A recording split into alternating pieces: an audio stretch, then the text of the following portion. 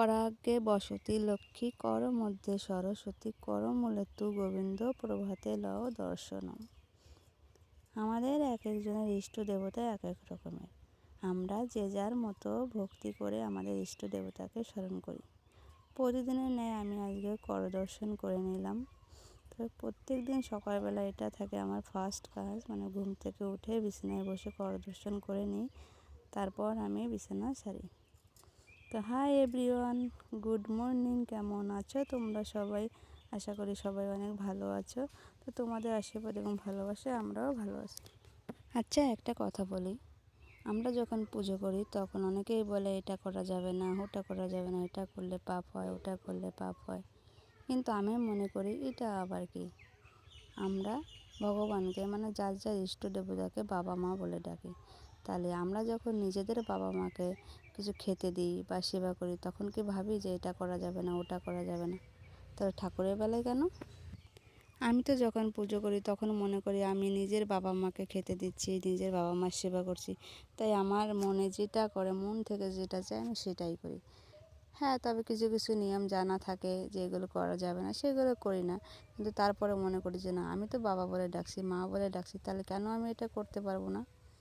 জানি না আমি ভুল বললাম না ঠিক বললাম, তোমরা জানিও কমেন্টে। তো প্রতিদিনের নয় সকালবেলায় অনেকই কাজ আছে।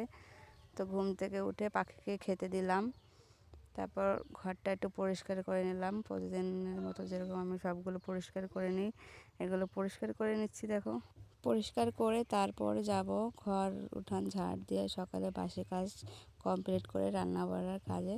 তার আগে ভাবলাম এগুলো আগে পরিষ্কার করে নিই, কারণ এটা সকালে না করলে আর করা হয় না, তাই আমি রোজই এগুলো করে নিই।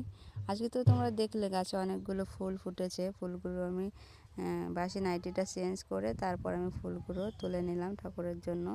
কারণ কি বলো তো, রাস্তার পাশে বাড়ি, তো আমাদের রাস্তার পাশেই ফুল গাছ। তো একটু পরে যদি ঘুম থেকে উঠি তাহলে কিছুই মানে একটাও ফুল পাওয়া যায় না। যারা হাঁটতে আসে তারা সব ফুল নিয়ে চলে যায়।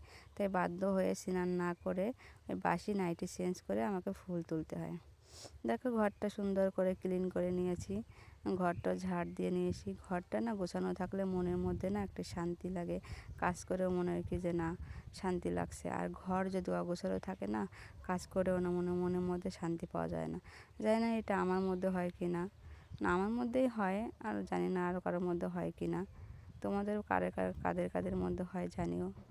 তারপর সকালে থাকে আমার মেডিসিন, ওইগুলো আমি একটু ফ্রেশ হয়ে মেডিসিন খেয়ে নিচ্ছি, কারণ এটা না খেলে আবার পরে অসুবিধা হয়ে যাবে, তাই ওটা আমি আগে খেয়ে নিচ্ছি। কাজ করতে করতে শরীরটা যখন ক্লান্ত হয়ে যায়, যখন অসুখ হয়, তখন বাড়ির লোকের অবস্থাও খারাপ হয়ে যায়, মনে হয় যেন বোঝা হয়ে গেছি তাদের কাছে। তাই নিজেকে আগে ওষুধটাকে ঠিক করতে হবে, কারণ কাজ না করলে তো আর কারো ভালোবাসা বা কারো মন পাওয়া যাবে না। তখন ভাতের অনেকটা দাম হয়ে যায়। নিজে রান্না করে সবাইকে খাওয়ানো সেটা ঠিক আছে, কিন্তু তোমাকে যদি একবেলা কেউ রান্না করে খাওয়া হয় না, সেই ভাতটা না মনে হয় অনেক কষ্ট হয়েছে রান্না করতে। এমনিতেই শরীরটা খারাপ, তার উপর আবার গ্যাসটা শেষ হয়ে গেছে, এই কষ্ট আর ভালো লাগে না। তাই উনুনে একটু চা করে খেয়ে নিলাম। গ্যাসটা থাকলে সময় অসময়ে কিছু রান্না করা যায় বা খাওয়া যায়, একটু চা করে খাওয়া যায়, একটু দুধ জাল দেওয়া যায়। কিন্তু গ্যাস না থাকলে ওই উনুনে চলে যেতে হয় সব কিছু করতে। যা হোক, কষ্টের সময় ভগবান আরও বেশি করে এই কষ্ট দেয় মেয়েদেরকে। সব কিছু করে চাটা খেয়ে রান্নার জোগাড়জাতি করে চলে আসলাম। ছেলেকে বললাম তুই পড়তে বস, আমি রান্না করে নিয়ে আসি, কারণ ওকে আজকে রান্নাঘরে নেব না, প্রচণ্ড গরম। এদিকে রান্না টান্না করে আমি সব থালা বাসন ধুয়ে টুয়ে নিয়ে আসলাম, ছেলেকে খাইয়ে দিলাম। বর চলে গেল কাজে খেয়ে। তারপর ছেলেকে ড্রয়িং করাতে আসলো, ছেলে এখানে ছেলে ড্রয়িং করতে বসলো, আর আমি বাকি যে কাজগুলো আছে ওইগুলো এখন সেরে নেবো, স্নান পুজো এসব দিয়ে নেব, সব কিছু কমপ্লিট করব, তারপর ছেলেকে স্নান করাবো। এদিকে দেখো, গাছে অনেকই স্ট্রবেরি হয়েছিল, কিন্তু লাস্টে একটা স্ট্রবেরি দেখলাম হয়েছে। বাবাইকে বললাম দেখো গাছে একটা স্ট্রবেরি হয়েছে, কিন্তু পরক্ষণে দেখলাম ওটা পাখিতে খেয়ে নিয়েছে। আর দেখো, একটা ছোট্ট একটা কিউট একটা গাছে একটা অপরাজিতা ফুল হয়েছে, খুব সুন্দর লাগছিল দেখতে, তাই তোমাদেরকে একটু দেখিয়ে দিলাম। ছোট গাছে যখন কিছু হয় না, খুব ভালো লাগে দেখতে। তারপর ছেলেকে বললাম যে এখন তো গরম পড়ে গেছে, চলো তোমার চুলটা ফেলে দিই। এখনকার বাচ্চারা কি জানো তো, মানে চুলটা না ফেলতেই চায় না। আমরা কত বড় হয়ে যেতাম তখনও ন্যাড়া করতাম, কিন্তু এখনকার বাচ্চারা না ন্যাড়া করতে চায় না, বলে কি না ন্যাড়া করবো না।